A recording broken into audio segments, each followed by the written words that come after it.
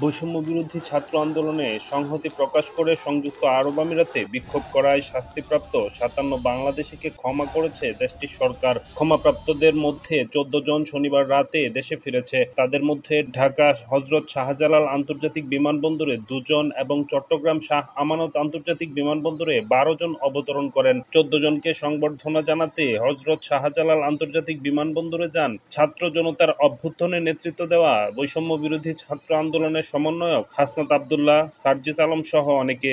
ওইখানে দেশদ্রোহী মামলা দিয়েছে ১০ বছর, মানে 10 বছর। ওইখানে বছরে 3টা আফু বলতে আপনার লটারি সিস্টেম হয়, বছরে 3টা। ওইখানেও লটারির মধ্যে আমাদের নাম থাকবে না, ওইরকম সিস্টেম করা হয়েছিল। এখন মনে করেন 10 বছরের সাজার মধ্যে আমরা মনে করেন 1.5 মাসের ভিতরে চলে আসছে, আলহামদুলিল্লাহ। একদিন বলছে তোমাদের 45 জন সাজা হওয়ার 45 জন পরে বলতেছে তোমাদেরকে সারা হবে। তাও তারা বলে নাই, বাইরে থেকে শুনতেছি আমরা।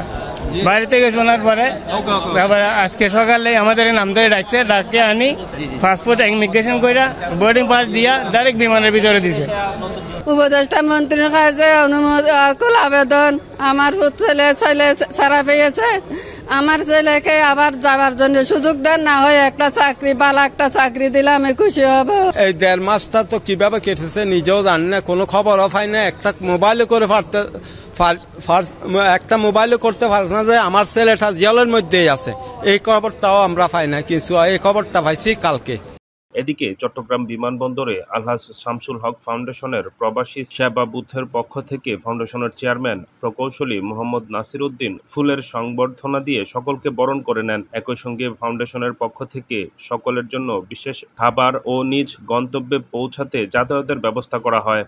যেই কাপড়ে ওনারা অ্যারেস্ট হয়েছে, অর্থাৎ যে কাপড়ে ওনারা আন্দোলন করেছিল, সেই কাপড় নিয়ে জেলে ছিল, সেই কাপড় নিয়ে আবার বাংলাদেশে ওনারা আসতে পেরেছে, ফেরত এসেছে। ওনাদেরকে আন্তরিক অভিনন্দন জানাচ্ছে শামসুল ফাউন্ডেশনের পক্ষ থেকে ফুল এবং ওনাদের জন্য খাবার, যেটা সবসময় থাকে বিদেশ ফেরত যে প্যাসেঞ্জাররা আসেন ডেপুট হয়ে, ওনাদের জন্য যে আমাদের একটা বুথ রয়েছে, আলহামদুলিল্লাহ। যারা আপনারা বিদেশে থাকেন, প্রবাসে থাকেন, এই ধরনের কেসে যদি চলে আসেন, তো আমরা ওনাদেরকে খুব আনন্দিত।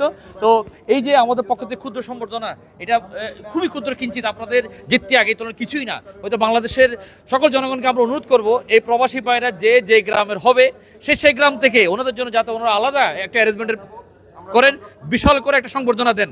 ওনারা অনেক কিছু হারিয়েছেন। ব্যবসা বাণিজ্য এখন কি অবস্থা? আমি একটা চাকরি করতাম, আমার ওটা দিয়ে আমার ফ্যামিলি মোটামুটি সচ্ছলভাবে চলতো। কিন্তু আমার এখন চাকরিটা হারিয়ে আমার দিশাহারা অবস্থা। আমি পরবর্তীতে কি করব আমার কোনো বলার ভাষা নেই। আমার ব্যবসা বাণিজ্য সব নষ্ট হয়ে গেছে। আমি মানে প্রধান উপদেষ্টা মহোদয়ের প্রতি একটু বিনীত অনুরোধ করবো, ওনাদের চাকরি নাই, সেই চাকরি দিয়ে যে সংসারটা চলতো, ওনারা বলছেন ওনারা এখন কি করবেন জানেন না। ওনাদের যাতে আবার সম্মানজনক জীবিকা আমাদের পক্ষ থেকে করেন, আমাদের নৈতিক দায়িত্ব। বাংলাদেশের সকল জনগণের মানে প্রধান উপদেষ্টার নৈতিক দায়িত্ব, সকল উপদেষ্টাদের নৈতিক দায়িত্ব, আমাদের সকল নৈতিক দায়িত্ব। আমরা মনে করি আমরা সকলে মিলে ওনাদেরকে সম্মানজনক জবে আবার নিয়ে আসতে পারবো। ওনারা পরিবার পরিজনের জন্য কিছু আনা তো দূরের কথা, ওনারা একদম খালি হাতে আসছেন। তো আমি এই প্রবাসী কল্যাণ ডেস্ক এবং বাংলা সরকার সংশ্লিষ্ট সকল বিভাগকে আন্তরিক ধন্যবাদ জানাচ্ছি। একই সাথে শামসুল হক ফাউন্ডেশনের যে প্রবাসী বুথ সেবাটা চলতেছে, এই সেবার পিছনে যারা রয়েছে প্রত্যেকে আন্তরিক। এর আগে দুপুরে তারা এয়ার আরাবিয়া এয়ারলাইন্সে দেশের উদ্দেশ্যে রওনা দেন। বাকিদের 7 দিনের মধ্যে দেশের ফেরানোর সম্ভাবনা রয়েছে বলে জানিয়েছে আমিরাতের রাষ্ট্রদূত আবু জাফর। এরা ফেজ ওয়াইজ আগামী 7 দিনের মধ্যে সবাই চলে যাবে।